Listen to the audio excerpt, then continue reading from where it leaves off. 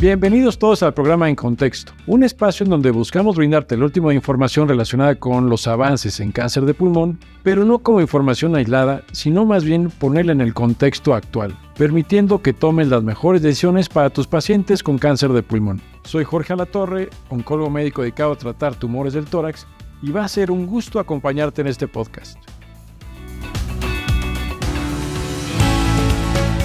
Bienvenidos a este nuevo programa de En Contexto, que por cierto quiero mencionarles que hoy cumplimos nuestro primer año de grabación de este programa, que ha sido afortunadamente todo un éxito y que ha llegado a diferentes partes de Iberoamérica, que está desarrollado, como ustedes saben, para médicos de habla hispana, de diferentes áreas: oncología médica, cirugía oncológica, cirugía torácica, patología, neumología, etcétera, con el objetivo de que nos podamos actualizar todos juntos en cáncer de pulmón, sobre todo por los retos que sabemos que conlleva. La información es tan abrumadora que poder, junto con expertos, ir entendiendo los artículos, pero no como algo que viene solo, sino que ya sabemos que esto es dinámico. A veces cuando se desarrolla un estudio, pues las preguntas van cambiando del momento que se desarrolló hasta que sale ese estudio. Y todas esas particularidades que no nos responden a veces los estudios per se, pues vale la pena discutirlas y ponerlas en un contexto. Algo que es importante, yo quiero agradecerles mucho al grupo de ScienceLink por todo el apoyo recibido en este año, particularmente a Mauro, a Claudia y a Pedro, porque como ustedes saben, una de las ventajas es que es un programa 100% académico y que no tiene ningún tipo de patrocinio. Y pues agradecido también con todos los que nos han estado escuchando, porque esa retroalimentación y comentarios que nos hacen, la verdad es que nos fortalecen el conocimiento, que como saben ustedes es bidireccional. Y pues bueno, algo importante también del programa de hoy es que es el primer programa donde vamos a tocar el cáncer de pulmón de células pequeñas. Hemos hablado hasta ahorita de cáncer de pulmón de células no pequeñas en sus diferentes variantes, e inclusive hemos tocado resultados en mesotelioma. Y entonces, cuando hablamos de un cáncer de pulmón de células pequeñas, resultados, particularmente vamos a tocar el estudio Delphi, que es un fase 2. Lo que me interesa es que sepan que estos son resultados que son muy, muy buenos. O sea, por eso los estamos presentando acá.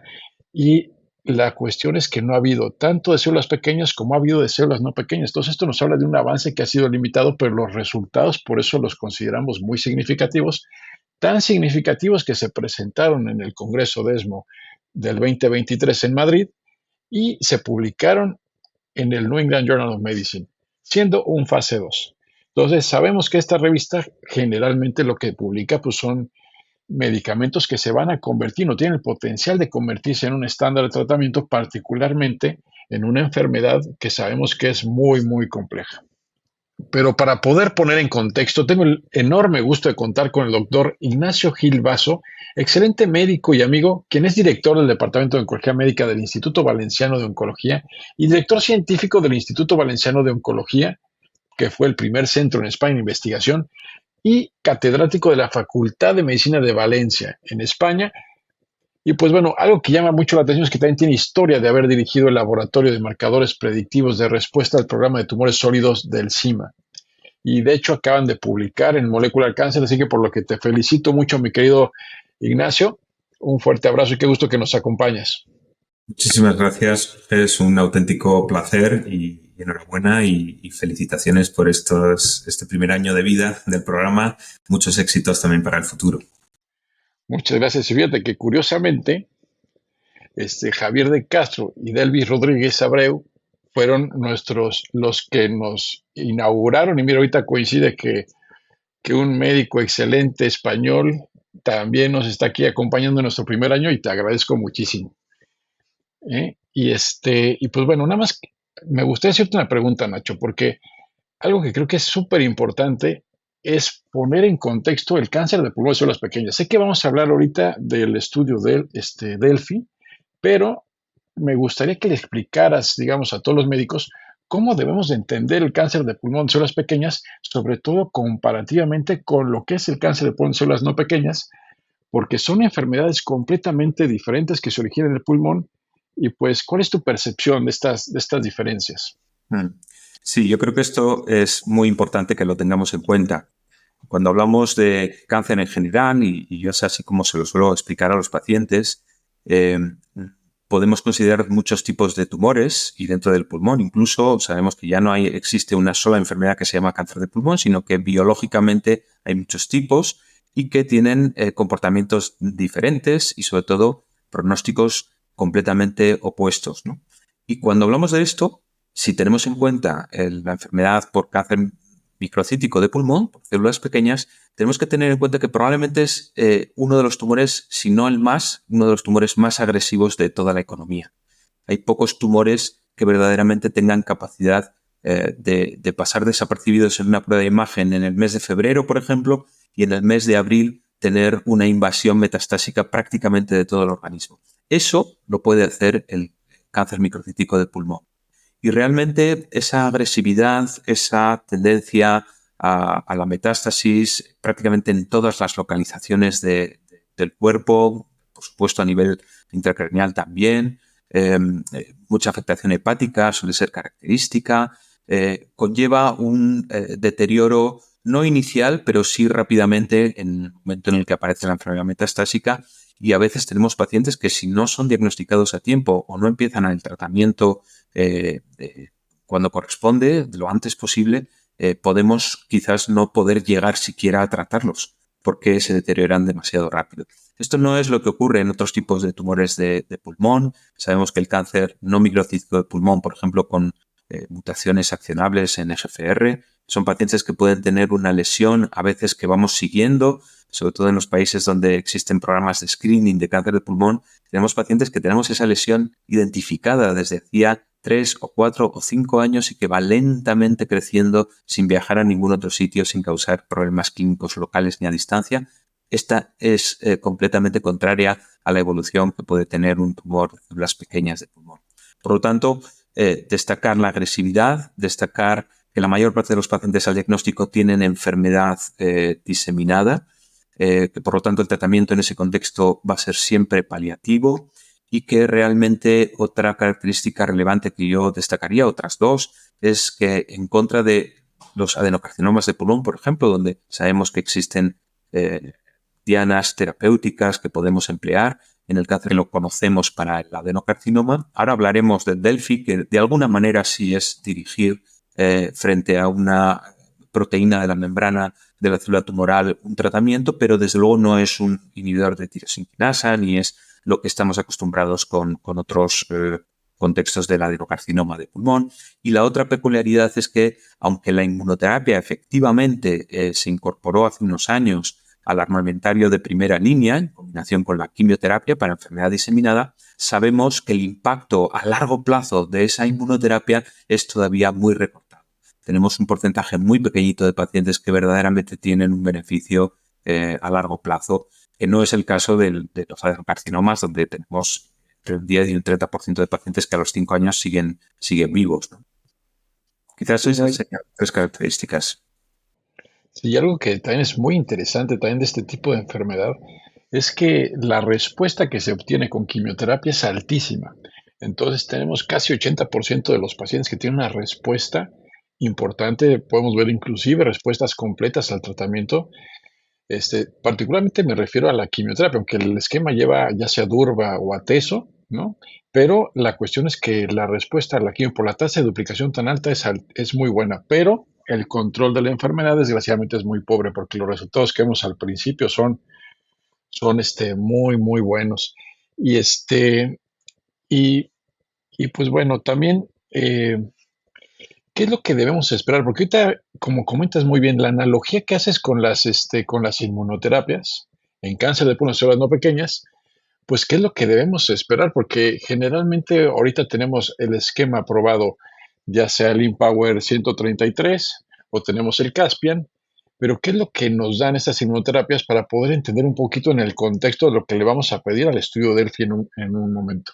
Sí, realmente, aunque es cierto que ambos estudios que comentas demostraron que en el brazo de investigación, donde se combinaba la quimioterapia basada en platino con el topósido, el tratamiento estándar que lleva varias décadas pues siendo nuestro único estándar, cuando incorporamos la inmunoterapia de la mano de cualquiera de estos dos anti-PDL1, como es atezolizumab o durvalumab, lo que se ve es que efectivamente hay un incremento que es significativo en la sobrevida de los pacientes, también en la supervivencia libre de progresión, no tanto en la tasa de respuestas, donde, como muy bien has comentado, ya tenemos una tasa de respuestas verdaderamente espectacular de inicio. El problema es que no somos capaces de mantenerla, no éramos muy capaces de mantenerla en el tiempo. Y quizás lo que nos permite el agregar la inmunoterapia es tener un porcentaje pequeño de pacientes donde el beneficio a largo plazo, cuando hablamos de largo plazo en el tumor de células pequeñas de pulmones más allá de de año y medio, que pueden ser pacientes que sigan vivos y que sigan bien, con quizás alguna oligoprogresión, donde hemos podido hacer un tratamiento local y siguen recibiendo su tratamiento de inmunoterapia cada 3 semanas con buena tolerancia.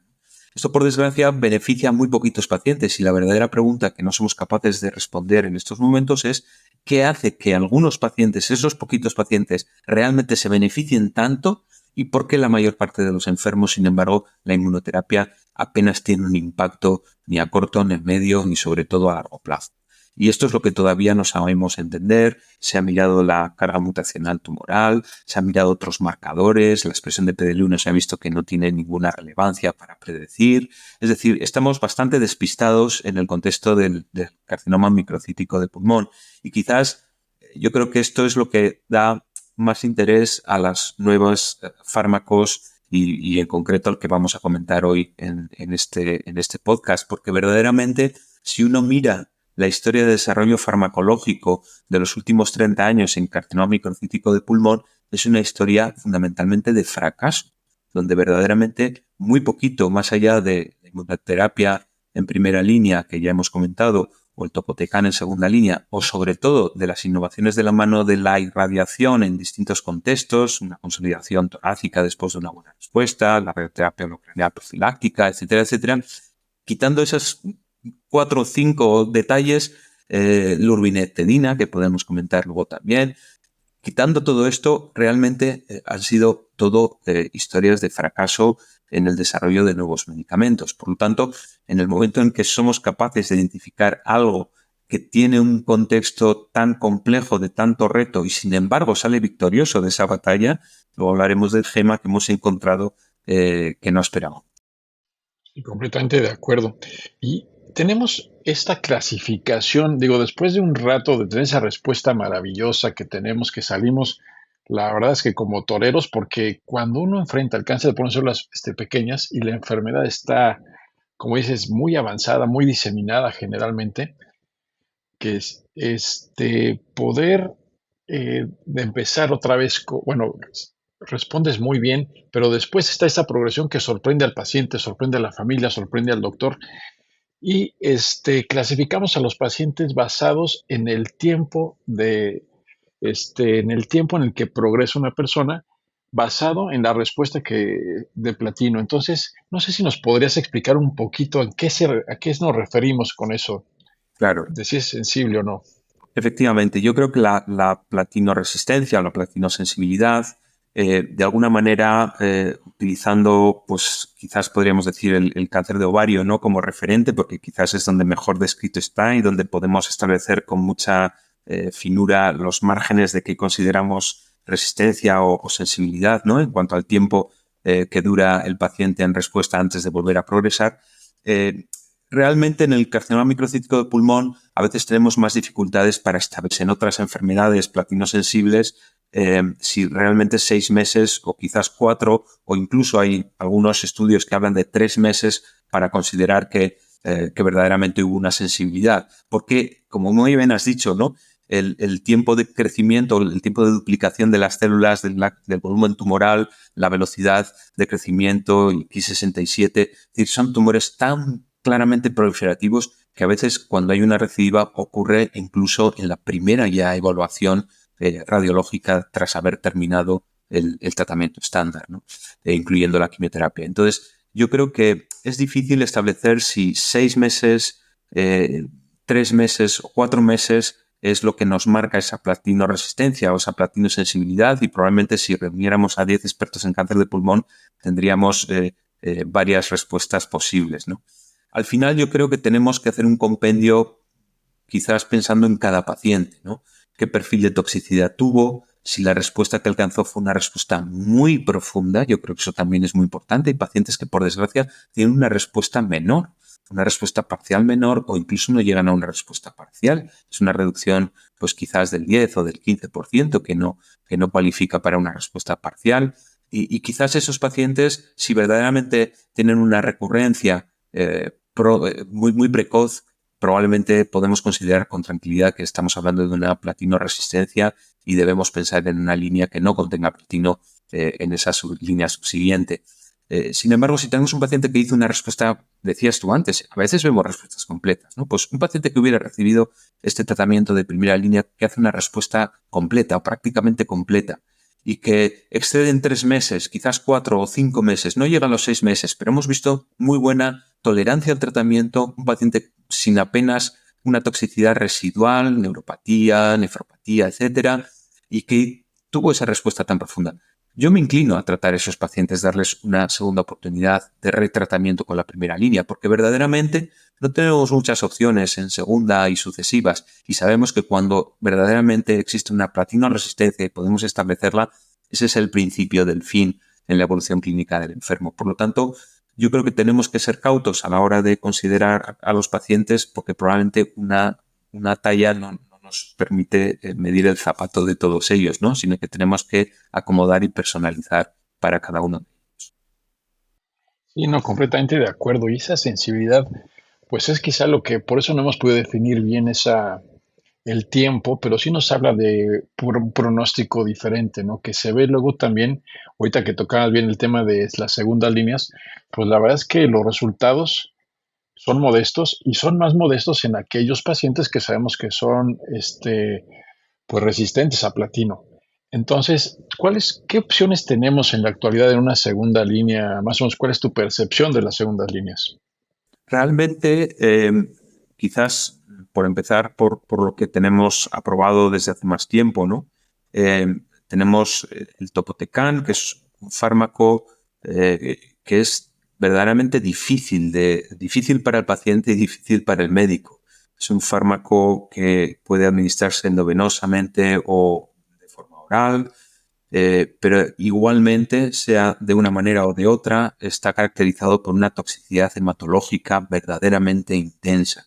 De hecho, es muy poco probable que consigamos administrar la dosis prevista, ¿no? que aparece en ficha técnica de 1,3 miligramos por kilogramo día por 5 días, ¿no? Esto verdaderamente no lo vamos a hacer en la mayor parte de los pacientes. Vamos a tener una toxicidad intensa que va a limitar en gran medida el poder continuar incluso el tratamiento con el enfermo. Vamos a tener probablemente que utilizar factores de crecimiento hematopoyético para evitar las aplasias profundas, las complicaciones infecciosas. Y verdaderamente es un medicamento que muchas veces lo damos a unas dosis pues probablemente de infratratamiento porque de otra manera no son tolerables, especialmente para un paciente que ya ha recibido una primera línea intensa con un perfil de toxicidad también bien caracterizado, como es el platino con etopósido.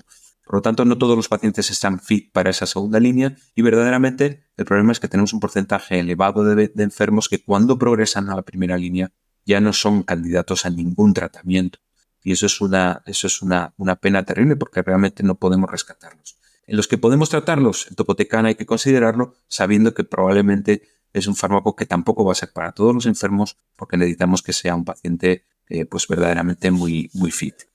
Y luego lo que pasa es que esto ya no tenemos la disponibilidad en todos los países y por ejemplo, en España no lo tenemos todavía, ¿no? Y esto probablemente cambie mientras estamos hablando, pero efectivamente la lurbinectedina probablemente va a ser algo que vamos a poder aplicar más pronto que tarde y que va a poder ayudarnos en ese contexto de pacientes ya previamente tratados, ¿no? Y con resultados, bueno, pues que han sido verdaderamente interesantes en ese contexto tan desolador de líneas sucesivas donde no hemos encontrado hasta ahora grandes avances. Hablábamos al principio del podcast de las respuestas que se logran con quimioterapia basada en platino, casi del 80%, pero en la segunda línea varían en topotecan y lurbinectenia entre el 25 y 36% más o menos en toda la población, aunque hay un poquito de beneficio más en los que son sensibles y un poquito menos en los que no son sensibles. Pero esto es importante nada más tenerlo en el radar, porque ahora sí vamos a empezar a platicar del estudio Delphi, y digamos que este es como, digamos, más o menos cuando uno torea por primera vez al toro, que tienes muy buenos resultados, pero después, si quieres volver a torear ese toro ya es muy difícil que lo puedas engañar y todo. Entonces, hay más posibilidades de que las cosas no salgan bien. Y eso pasa y se refleja en los resultados de respuesta en segunda línea. Ahora, vamos a hablar del estudio Delphi, que nos habla de líneas posteriores todavía. Pero pues bueno, para poder hablar de eso, ¿tú qué piensas del concepto de este anticuerpo biespecífico tarlatamab que tiene esta unión a C3 y a DLL3? Que yo cuando me lo presentaron por primera vez para participar en un proyecto de investigación, la verdad es que yo ya había participado en estudios que tienen que ver con mantenimiento, con inhibidor de DL3 como Robatí, y la cuestión es que no funcionó en tanto el mantenimiento como en segunda línea, fueron resultados que son negativos. Entonces yo lo veía y lo percibía de esta forma, erróneamente, ¿no? Y al tarlatamab, porque el tarlatamab es diferente. No sé si nos quieres comentar un poquito de tarlatamab. Sin duda, yo creo que efectivamente has hecho una introducción muy, muy interesante, porque así es, evolutivamente, los que nos dedicamos a esto tuvimos quizás una primera sensación de que quizás por fin íbamos a encontrar algo que cambiara la historia natural de los pacientes más allá de la primera línea basada en platino, y en ese contexto efectivamente empezamos a utilizar fármacos que empleaban como diana terapéutica el DLL3, que es una proteína que se expresa en torno a un 80-90%, siempre por encima del 70% de los casos de tumores microcíticos de pulmón. Y por lo tanto es interesante saber que esa proteína habitualmente en las células sanas se encuentra dentro de las células, una proteína intracelular, pero en el caso de las células tumorales de carcinoma microcítico de pulmón, esta proteína se sitúa en la periferia, en la superficie de la membrana. Por lo tanto, empieza a ser un muy buen marcador.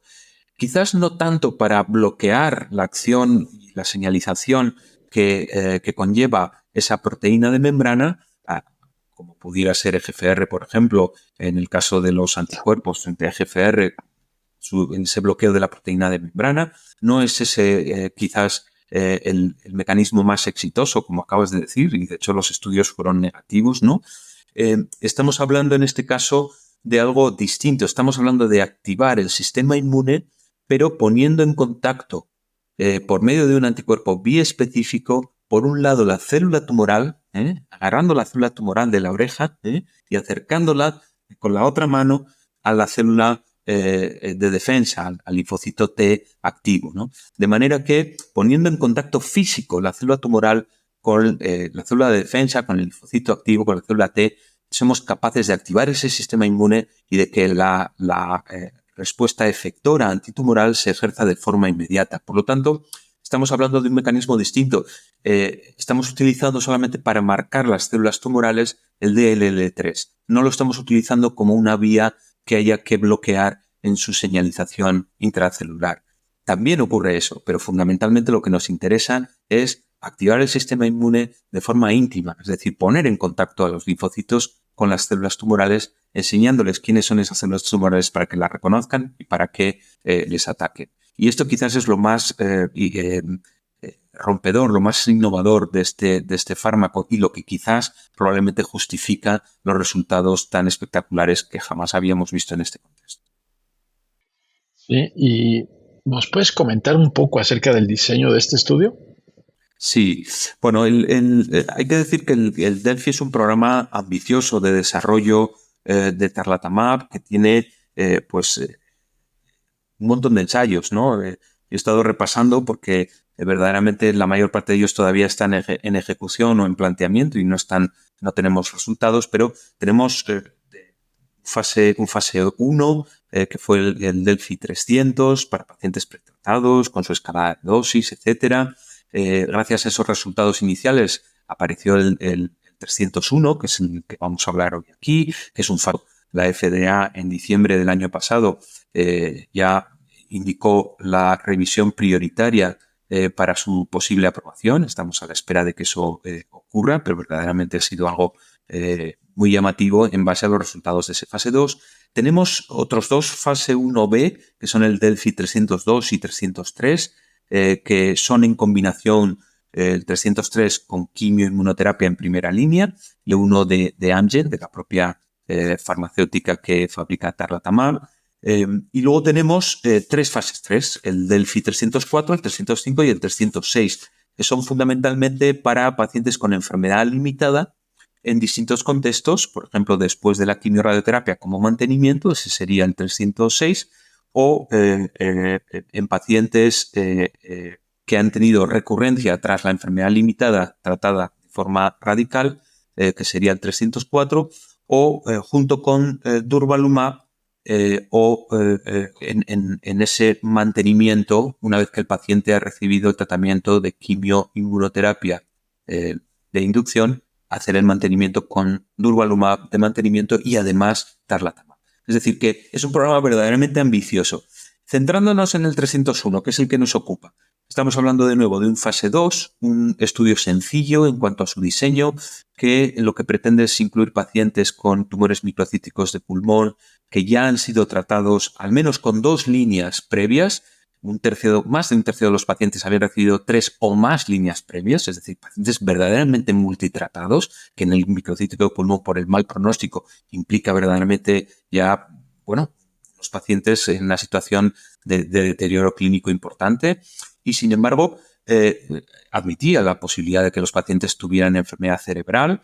Lo que pasa es que tenía que estar estable y previamente tratada, y de hecho fue uno de los criterios que acabó eliminando muchos de los pacientes que eran considerados para el ensayo y finalmente fueron fail screening, precisamente porque no tenían enfermedad que estuviera bajo control a nivel cerebral. Al menos 2 o más líneas previas, y siempre habiendo recibido una línea basada en platino, más del 70% había recibido también inmunoterapia dentro de ese contexto de las líneas previas.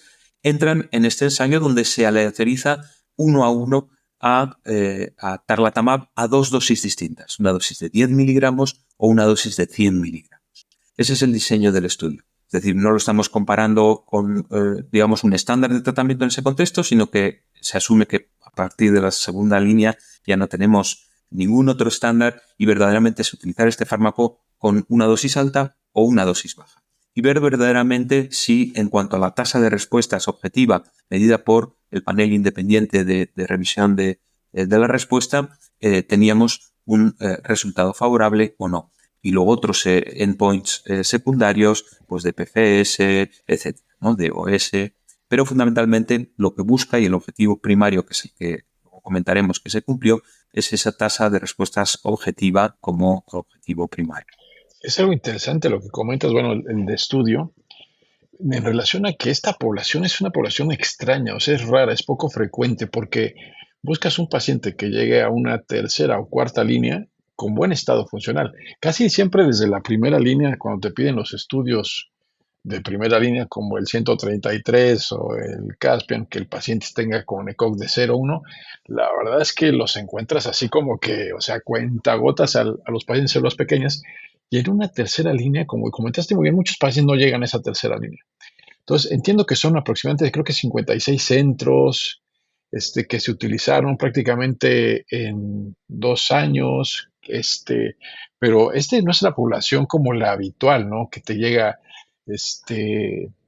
a la consulta, ¿no? Entonces, sí, yo creo que fue un esfuerzo titánico para encontrar a los pacientes en este contexto, ¿no? Y podemos hacerlo como que hay que reconocerlo, pero también entender que no es el paciente habitual. Aunque los resultados, con lo que ya habíamos mencionado de la dificultad y los retos que genera tener una respuesta en una segunda línea inclusive, aquí estamos hablando de una tercera y una cuarta línea, que es algo que es importante nada más recalcar. Y una cuestión que ahí se me hizo muy, muy interesante que tiene que ver con una de la justificación de por qué hacen lo de las dosis, ¿no? La diferenciación en la dosis por los requerimientos estos de la FDA del proyecto Optimus, que lo que buscan es no utilizar la dosis máxima tolerada, sino la dosis eficaz. Entonces, eso es algo que es como muy interesante, que creo que se tiene que empujar cada vez más, porque algo que hemos visto con otros tratamientos, particularmente inmunoterapias, pues que la dosis máxima tolerada a lo mejor no la alcanzas y que los medicamentos los estás prescribiendo a una dosis alta y el alto puede implicar no más toxicidad en inmunoterapias, pero sí mayor costo y algunas cuestiones. Entonces creo que esta parte de eficacia creo que es importante en este estudio. No sé tú qué piensas. Ujú. Sin duda, yo creo que, como bien dices, hemos considerado casi como un axioma, como un dogma, que teníamos que llevar o llegar a la máxima dosis tolerada, y quizás esto tiene que ver mucho con el desarrollo y el diseño antiguo de los ensayos clínicos, sobre todo cuando hablamos de quimioterapia, donde verdaderamente sabemos que en la quimioterapia suele haber una curva de dosis-respuesta. Esto ya no tiene nada que ver con muchos de los tratamientos dirigidos que utilizamos en cáncer en general y en cáncer de pulmón en particular, y desde luego no tiene nada que ver con lo que utilizamos en el contexto de inmunoterapia. Y de hecho hemos visto, por ejemplo, por analogía con la inmunoterapia, hemos visto todo tipo de diseños con dosis flat, con dosis ajustadas por el peso, con dosis más altas, con dosis más bajas, con dosis incluso de esquemas cada 6 semanas, cada 4 semanas. Es decir, y da la sensación de que realmente no está la cuestión ahí, no está en cómo repartimos la dosis o incluso cómo la seleccionamos, sino que verdaderamente si somos capaces de activar el sistema inmune, esto va a funcionar y va a funcionar probablemente muy bien a medio y a largo plazo. Y la dosis no parece relevante. Entonces yo creo que es necesario, como bien has dicho, replantear cómo diseñamos los ensayos, y creo que es muy bueno que la FDA exija que efectivamente no necesariamente lleguemos a la dosis máxima tolerada, que puede conllevar, como has dicho tú muy bien, una toxicidad financiera o una toxicidad para el sistema o fundamentalmente, o una toxicidad incluso pues orgánica, ¿no? Y en este estudio yo creo que de hecho lo vemos, ¿no? Vemos que efectivamente, ahora hablaremos, ¿no? Pero los resultados verdaderamente son equiparables o incluso en algunos parámetros son mejores para la dosis baja, y sin embargo tenemos un perfil de toxicidad más favorable. Por lo tanto, estoy totalmente. Este es el camino por el que tenemos que ir. Oye, Nacho, ¿y cómo viste la administración? Porque se hizo algo compleja al principio, o sea, el ciclo uno cambia con los demás ciclos, digamos. Esto para comentarlo. ¿Quieres comentarlo tú un poquito más o menos en qué consistió? Sí, bueno, yo creo que es importante tener en cuenta que cuando hablamos efectivamente de nuevos fármacos y sobre todo cuando hablamos de anticuerpos y de anticuerpos biespecíficos y anticuerpos biespecíficos que activan el sistema inmune por ese contacto físico directo entre el linfocito y la célula tumoral, estamos de alguna manera acercando el fuego al alcohol o al combustible. Entonces, cuando eso ocurre, a veces lo que tenemos es un efecto llamarada de activación del sistema inmune y nos podemos quemar. Y fundamentalmente lo que está bien descrito, y por eso es muy importante que hagamos una curva, digamos, de administración de dosis, ¿no? Y que al principio tengamos una dosificación pues fraccionada del tratamiento para ir testando, ¿no? Cómo va y premedicando al paciente, etcétera, porque vamos a encontrarnos una tasa de CRS, síndrome de liberación de citoquinas, pues verdaderamente relevante, en torno a un 50, incluso un poquito más de un 50% de los pacientes, que va a ocurrir fundamentalmente en la primera o la segunda administración de tratamiento, que es una dosis más baja. Luego podemos ir aumentando la dosis, como digo, precisamente porque ya vamos a pasar esa barrera inicial de llamarada, y que además de esto, que es relevante porque son generalmente grado 1, grado 2, son muy poquitos los pacientes que tienen grado 3 o superior, y desde luego no hubo ninguna fatal y muy pocas que llevarán a la descontinuación del tratamiento. Es decir, que verdaderamente no es algo que nos debe asustar, pero tenemos que estar en alerta y poner en alerta al paciente, al hospital de día, a todo el equipo, para que esas primeras dosis lo hagamos bien. Además, esto lo sabemos también de otros muchos anticuerpos que están llegando también a la práctica clínica. Sabemos que tenemos el riesgo de generar unas reacciones relacionadas con la infusión, y que muchas veces pues consisten en un malestar o en un rash, a veces con dificultad respiratoria, sensación de disnea, lesiones cutáneas. Y esto, bueno, pues a veces asusta mucho, ¿no? Y lo bueno es que es algo que no se va a repetir en las siguientes administraciones y, por lo tanto, al principio sí tenemos que cuidar la premedicación y estar muy encima en la unidad de infusión, en el hospital de día con los pacientes, pero posteriormente vamos a poder perder cuidado en este sentido porque ya no esperaríamos que volviera a ocurrir. Pero esto es lo que justifica el manejo de la dosis de forma paulatina, sí. Sí, y la verdad es que estos anticuerpos biespecíficos creo que vale la pena comentar que no son como los otros monoclonales que conocemos, bevacizumab, o pembrolizumab, otros monoclonales que no los premedicamos cuando van solos. Y aquí sí se requiere una fuerte premedicación. Lo vemos con este medicamento y lo vemos con amivantamab, por ejemplo, en cáncer de pulmón, donde ambos se tienen que premedicar de forma importante. Entonces, no son medicamentos del mismo género, o sea, entonces sí para tenerlo más como subrayado. Y me gustaría preguntarte, de la población de estudio, ya platicamos un poco de las líneas, las metástasis a cerebro, de lo que incluyen ellos. Este, el estado funcional y lo raro que es, pero algo que te haya llamado la atención adicional a lo que ya comentamos de la población. Bueno, efectivamente, yo quizás lo que más me llama la atención es que, hemos comentado, ¿no? La mayor parte de los pacientes tienen un número alto de líneas. Incluso un tercio o más de los pacientes, en función de la dosis, es decir, del brazo, habían recibido 3 o más líneas previas, que verdaderamente esto es algo muy difícil de encontrar. Solemos llegar tan lejos, por desgracia, con los pacientes porque muchas veces no tenemos paciente que poder tratar más allá de la segunda línea. Pero en este caso, hasta un tercio, como digo, o incluso un poco más, han recibido 3 o más líneas previas, ¿no? El estado funcional tenía que ser 0 o 1 y esto también es difícil precisamente en ese contexto de pacientes tan pretratados, ¿no? Por supuesto, la mayor parte son pacientes que han fumado mucho, como es lógico para el tipo de tumor que estamos hablando. Hay una distribución adecuada entre pacientes de distintas etnias y esto es importante quizás esto es un punto relevante, con la ausencia de los pacientes afroamericanos, por ejemplo, que no estaban representados o de raza negra, ¿no? Que prácticamente no estaban representados en este estudio, en ninguno de los brazos, ¿no? Y esto es una cosa que llama la atención porque sabemos que cada vez hay más programas que precisamente intentan aumentar la inclusividad de todo tipo de etnias y orígenes de los pacientes, ¿no?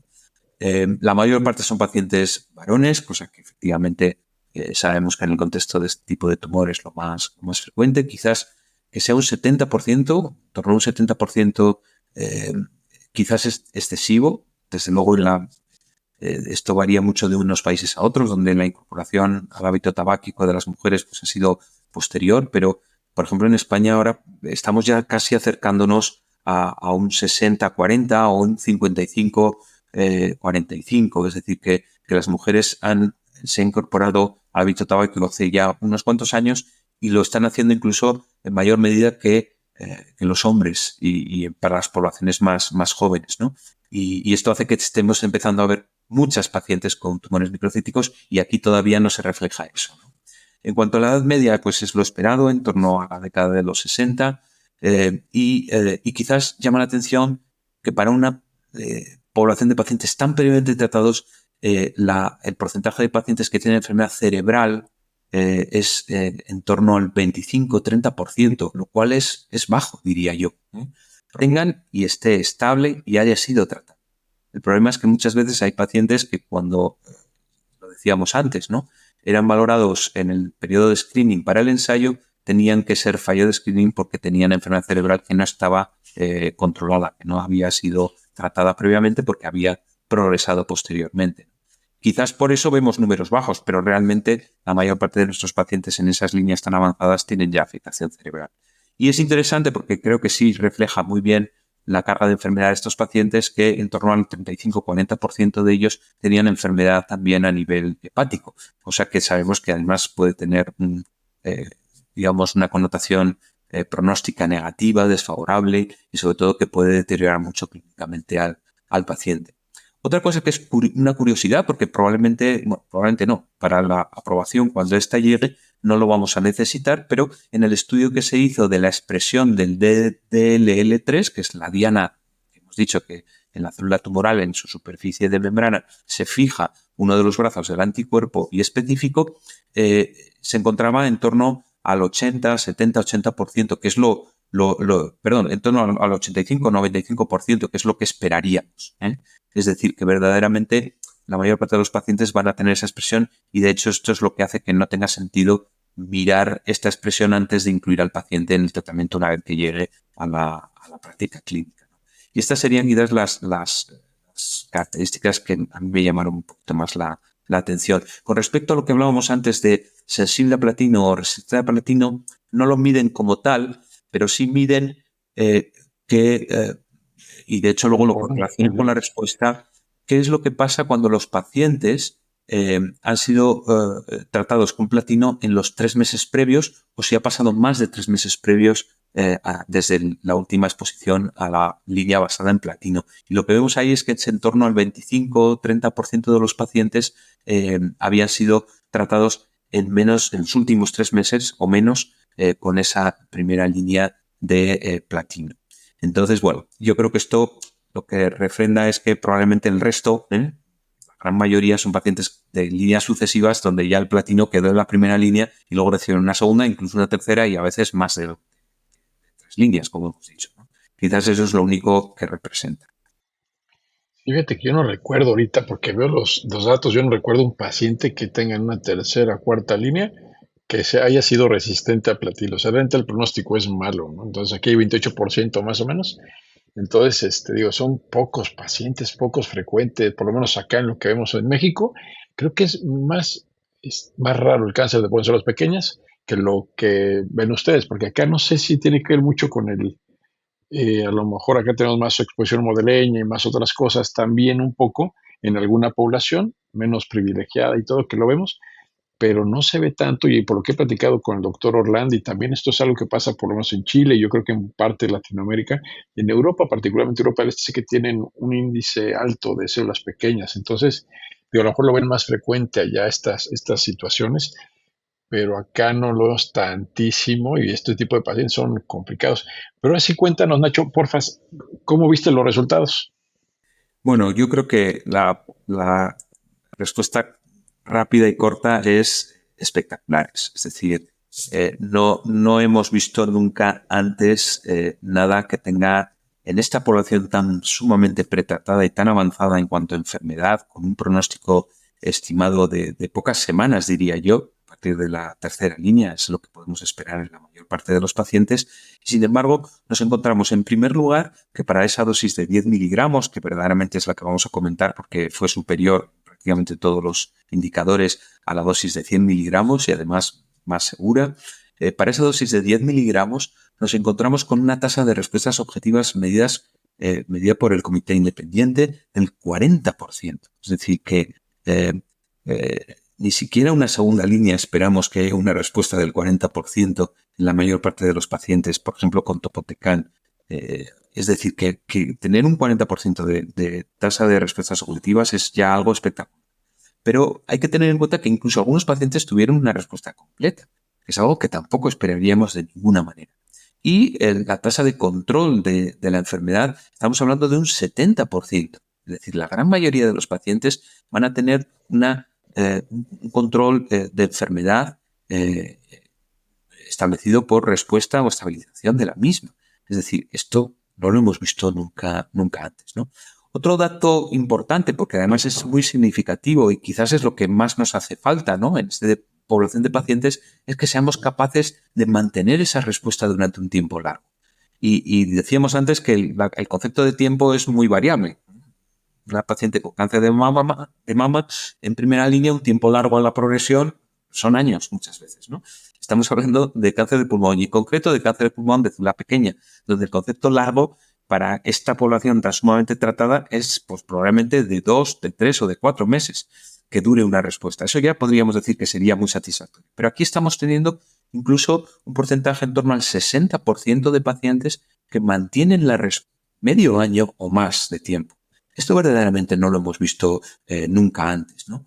Y yo creo que todo esto, pues a los que tuvimos la oportunidad de ver la presentación en ESMO, en Madrid, de octubre pasado, verdaderamente, pues se nos abrían los ojos, se nos caía la mandíbula e intentábamos recordar cuando antes habíamos visto algo parecido. Y parece además que esa respuesta es independiente, por ejemplo, del grado de expresión de DLL3, como decíamos antes, que la mayor parte de los pacientes mantienen una expresión alta, pero incluso cuando hay diferencias, no vemos que eso tenga una traducción en la tasa de respuestas o en la duración de la respuesta tampoco. Y eso yo creo que también es muy relevante. Tampoco parece que haya mucha variación en función de la respuesta alcanzada a la primera línea o si ha habido, como decíamos antes, ¿no? 3 meses o más de separación entre el tratamiento de quimioterapia basada en platino, pues tampoco tiene una traducción clara en el beneficio. Se benefician independientemente. Y de hecho, en el análisis de subgrupos, tanto para la dosis de 10 como para la dosis de 100, no hay diferencias significativas. Todos los grupos parecen beneficiarse por igual, tanto con enfermedad cerebral que sin ella, tanto con enfermedad hepática como sin ella. Más o menos de 3 meses en relación a la última administración de quimioterapia basada en platino, etcétera, etcétera. Por lo tanto, vuelvo a la respuesta corta inicial. Resultados espectaculares, ¿no? Cuando hablamos de supervivencia libre de progresión, aunque es cierto que no tenemos una madurez todavía muy larga, sobre todo para la supervivencia global, pero la supervivencia libre de progresión estamos hablando de 4,9 meses, casi 5 meses de tiempo a la progresión. Insisto, con una población de pacientes de 2 o más líneas y hasta en más de un tercio 3 o más líneas de tratamiento previo. Esto no lo hemos visto nunca antes. Y para la supervivencia global, tenemos que para la dosis de 10 miligramos, que si se alcanzó la mediana, estamos hablando de 14,3 meses, es decir, supera el año de sobrevida un paciente que hasta hace muy poco esa es la sobrevida que hubiéramos esperado en una primera línea. Por lo tanto, insisto, creo que son resultados muy buenos. Es cierto que es un fase 2 y yo creo que esto también hay que resaltarlo. No creo que necesitemos necesariamente un fase 3 y desde luego no para la aprobación, pero aunque los vamos a tener en otro contexto dentro de ese programa ambicioso de desarrollo del fármaco que comentábamos antes, pero desde luego a veces sí vemos alguna diferencia entre el fase 2 y el fase 3, pero aquí los resultados son tan robustos y tan espectaculares que creo que no nos vamos a encontrar muchas sorpresas en el futuro. Y la tasa de respuestas, algo que es importante, digo, ya habíamos platicado todo el rollo de el estado funcional y todo, pero generalmente el paciente llega con síntomas en ese momento, ¿no? A lo mejor estaba en una COX 01, muchas veces la verdad es que así posiblemente los califique o los clasifique el investigador, pues son más de COX 2, yo creo. Y entonces, pero bueno, los metemos como ECOG de 0,1 y la cuestión es de que esa respuesta del 40% de una persona que tiene síntomas generalmente te ayuda a mejorar los síntomas y aunque hacen un análisis exploratorio que todavía no se reporta de los PROs, de los outcomes del paciente, lo que él siente, cómo va, porque uno podría pensar que a lo mejor la calidad de vida y todo con un tratamiento que suena un poco más agresivo en toxicidad por lo de la liberación de citocinas y todo eso, pero como antes se da sobre todo al principio, pero impacta con ese 40% de reducción, impactas también en los síntomas. Entonces, parece, por lo que comentan en este análisis exploratorio, que también hay beneficio en esa parte, ¿no? Que es importantísima en los pacientes porque pues pueden vivir un poco más, pero aparte pueden vivir algunos de ellos todavía mejor, aunque habrá que esperar un poquito el desenlace final de lo que percibe el paciente en calidad de vida, ¿no? Sí, yo creo que efectivamente, aunque no tenemos esos datos todavía definitivos, si revisamos los datos del material suplementario que se publicó en New England, justo coincidiendo con su presentación en ESMO en Madrid, lo que nos encontramos es que cuando se compara y se calcula cuál es la evolución desde el primer ciclo hasta el final del seguimiento de los pacientes en distintos parámetros como son el estado global de salud o el dolor torácico o la tos o la falta de aire, la disnea, favorable en todos los parámetros, sobre todo en el estado global de salud. Esto lo está reflejando esa tasa de respuestas que tú decías, es decir, en la medida en que un paciente que tiene síntomas responde, deja de tenerlos y mejora su calidad de vida, tiene una capacidad funcional mayor que la que tenía previamente. En la medida en que ese dolor torácico que acompaña al paciente en la progresión, porque hay que tener en cuenta que muchos de estos pacientes tienen enfermedad muy abigarrada, con mucha carga de enfermedad mediastínica, que a veces puede generar además problemas de compresión, síndromes de vena cava superior o infiltración auricular o pericárdica, causando multitud de problemas o derrame pleural. Bueno, pues estos pacientes en ese dolor torácico también tienen una curva en reducción progresiva de ese dolor en la medida en que van administrándose los ciclos. En cuanto a disnea, también hay una bajada pronunciada de la sensación de falta de aire que perciben los pacientes, y es muy similar tanto para la dosis de 10 como para la dosis de 100. Y en cuanto a la tos, no hay grandes variaciones, probablemente porque estos pacientes son pacientes que son EPOC, que van a estar tosiendo y expectorando dentro de esa bronquitis crónica que presentan pues el resto de su vida, independientemente de cómo sea la situación del tumor, ¿no? Pero ya digo, creo que es muy interesante ver cómo estamos notando que esa tasa de respuestas tiene un impacto favorable y significativo en la mejoría del estado funcional y general del paciente. Oye, Nacho, ¿y qué te gustaría comentar algo adicional? Ya comentaste lo del síndrome de liberación de citocinas un poco, pero de relación a la toxicidad y seguridad del medicamento. Pues mira, yo destacaría que efectivamente, aunque quizás el efecto adverso con el que menos relacionados nos encontramos, efectivamente es el síndrome de liberación de citoquinas. En este caso, creo que por la baja, digamos, incidencia, sobre todo de grados 3 o superiores, ningún caso fue fatal, y como hemos dicho, prácticamente ninguno implicó la discontinuación permanente del fármaco. Por lo tanto, creo que es algo simplemente para estar atentos en los primeros ciclos, para prevenirlo con la premedicación y para hacer un seguimiento muy exhaustivo del enfermo durante la infusión, pero probablemente no va a tener mucho recorrido. Quizás hay otro aspecto que yo destacaría, porque también es una toxicidad que no estamos acostumbrados a manejar, que es lo que llaman los ICANS, ¿no? Que son los síndromes de neurotoxicidad asociadas al efecto, pues digamos una pléyade de síntomas distintos que van desde la neuropatía periférica al uso, como en el caso, por ejemplo, de la quimioterapia, pero van también con otros síndromes más de confusión, de alteraciones cognitivas, de pérdida de fuerza. Es decir, es un cuadro quizás más complejo de describir, de diagnosticar, y que quizás no estamos tan acostumbrados en su manejo, ¿no? Y aunque efectivamente fueron pues significativamente inferiores a otros efectos adversos pues, más comunes, ¿no? Pues como la pirexia o la disminución del apetito, que era bastante frecuente, bueno, pues o incluso la neutropenia, que también se ve, o el cambio del gusto, incluso del olfato, o la astenia y la fatiga, bueno, pues es quizás algo que no estamos tan acostumbrados a manejar, ¿no? Y que a veces puede ser interesante tener como apoyo en los comités de tumores, o simplemente poder hacer interconsultas a nuestros compañeros de neurología para un manejo un poquito más fino y para un diagnóstico precoz.